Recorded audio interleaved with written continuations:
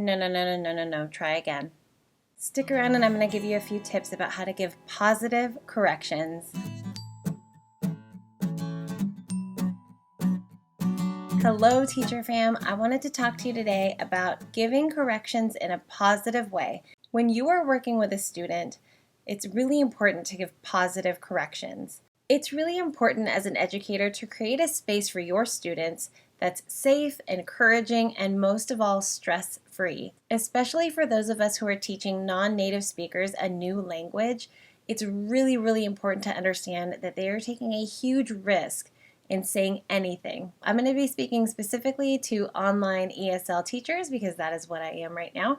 But this advice really can be used for any teacher in general. Our parents have really high expectations for us. We are the professionals in the classroom. So let me start with a couple of don'ts.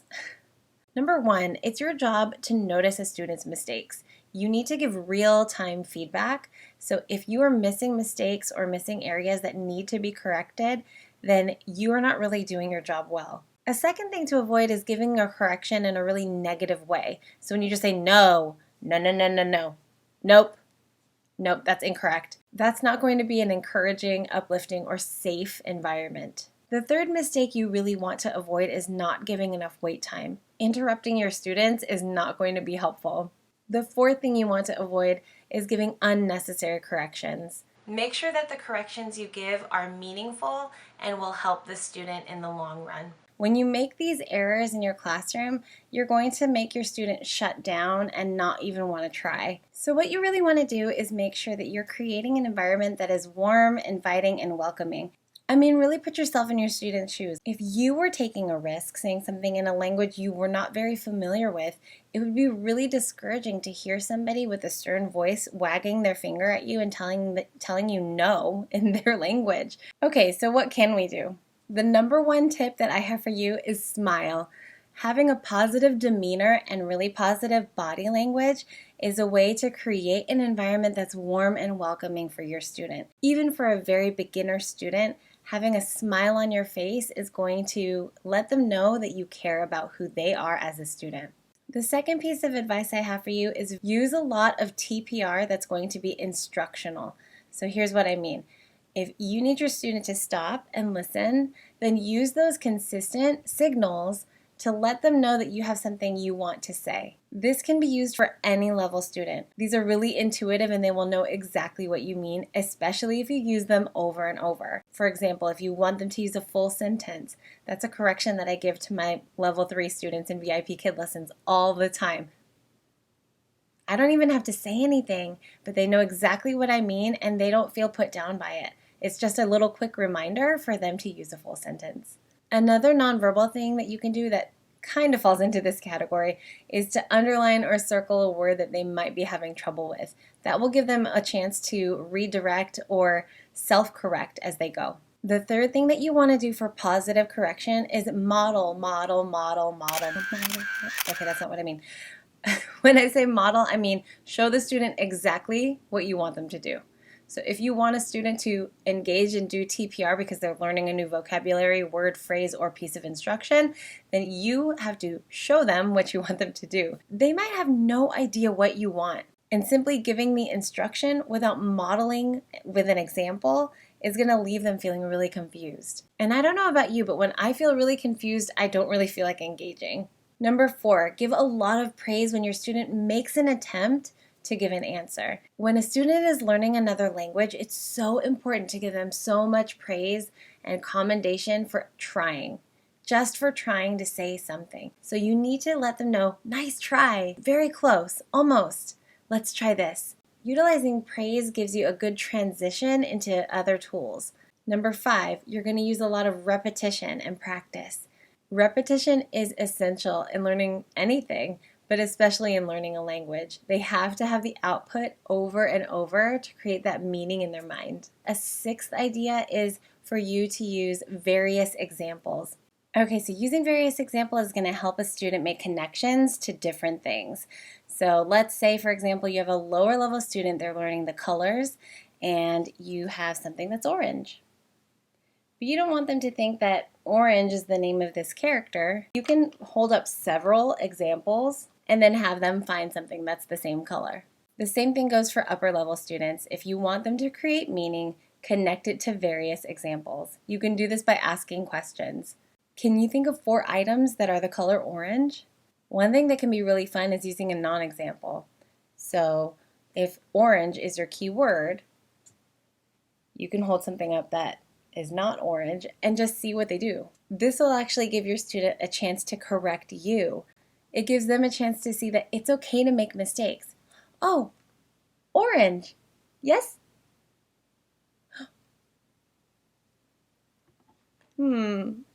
What color? Uh-oh.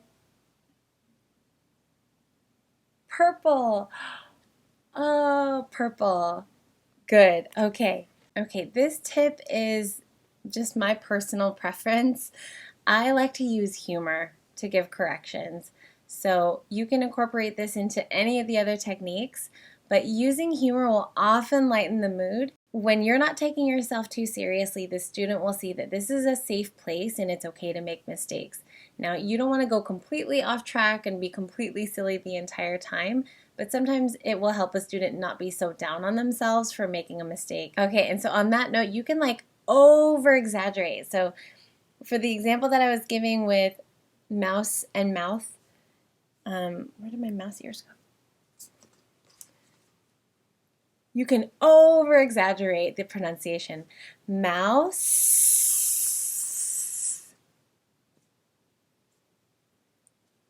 mouth,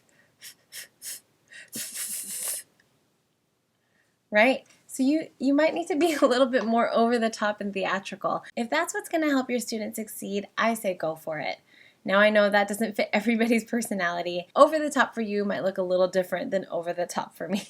So have fun preparing for your classes. Have fun getting to know your students.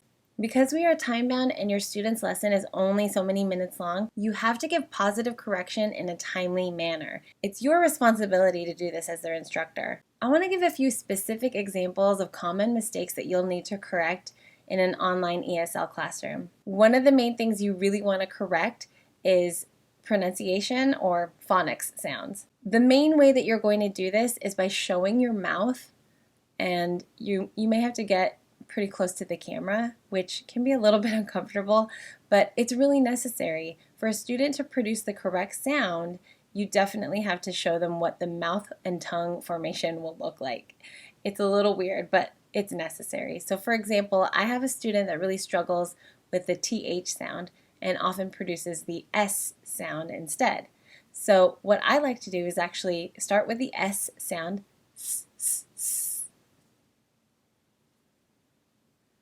and then stick my tongue out in class.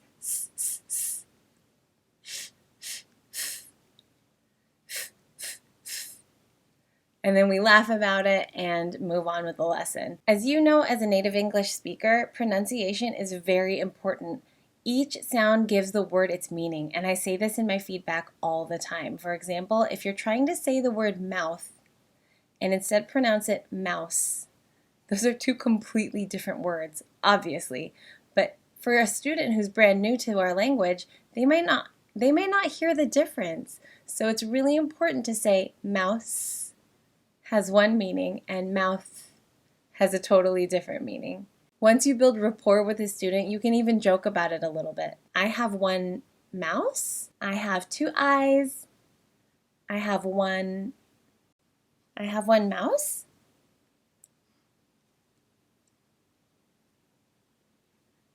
I have one mouth. Very good. Okay, correcting vocabulary words is super important. These are often a focus of our lessons. Building a vocabulary for your student is an essential part of learning a language. They have to build meaning into their vocabulary, which is why examples, modeling, TPR, all of these techniques are so important. Focus your students' attention on a vocabulary word by isolating it, circle it on a slide, put it on a flashcard, have it written out on your whiteboard, whatever you need to do.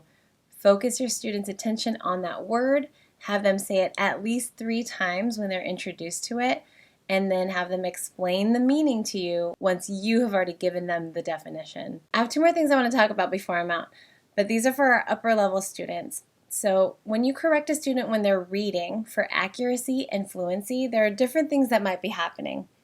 First, they might just be reading one word at a time and it's very choppy. So that's going to take a lot of repetition. It's going to take repeated readings and listening for prosody. Prosody is the patterns of speech and intonation. So when you're reading something and it sounds a certain way, your voice moves up and down, you put stress on certain words in a sentence, that is prosody.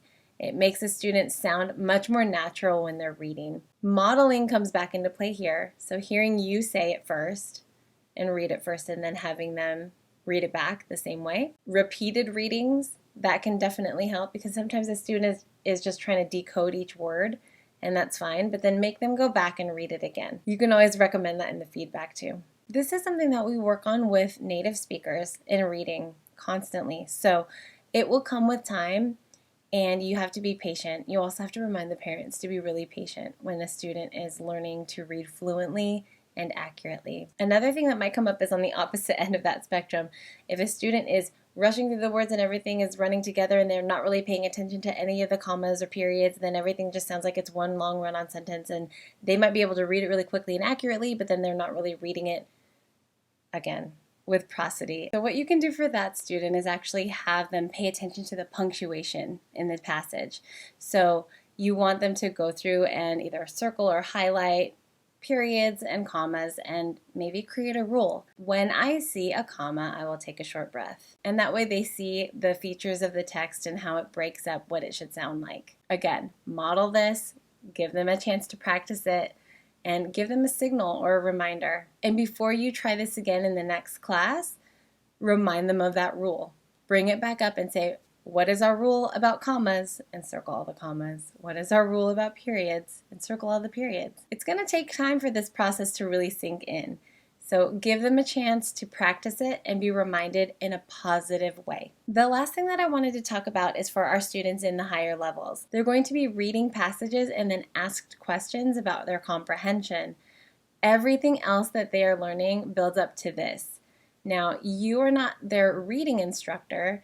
If you are teaching online for 25 minutes, there's really not time to sit there unless these strategies are worked into the lesson. So in VIPKid, we have leveled reading classes that students can take, and it has repeated readings and looking for features in the text or looking for picture evidence.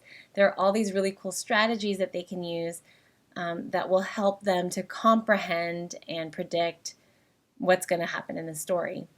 However, in a regular major course 25-minute lesson, you've got vocabulary, reading passages, comprehension questions, math, grammar, or maybe phonics. And to hit all of those different things, you cannot spend more than a few minutes on the reading passage. What you can do during that class is maybe focus on one strategy. So you can switch off or do echo reading. You can have the student underline the text that has the answer to the question. And then the next time you see them, remind them of that strategy. Utilizing these tools is going to be a way for you to help your student build their confidence. And type that out in your feedback. Let the parents know. The reason we do these things is so that they will get the extra practice. And that extra practice will lead to them being a more confident speaker. That is your goal for your student. If you're having them acquire a second language, the goal is output. We want them talking. So the more they talk, the more they practice, the more output they have. And the more they try it, the more confident they'll be. Don't forget, you should have really high expectations for your student, and they will rise to meet the occasion. Our parents want the best for their kids, and they have high expectations too. So it's really important for you to come into class prepared to give corrections in a timely manner, in a positive way. I hope this helps. Let me know if you can think of any other positive corrections that you give in your classroom. Leave those in the comments below. If this helped you in any way, please click like. Don't forget to subscribe to my channel. And as always, happy teaching, fam.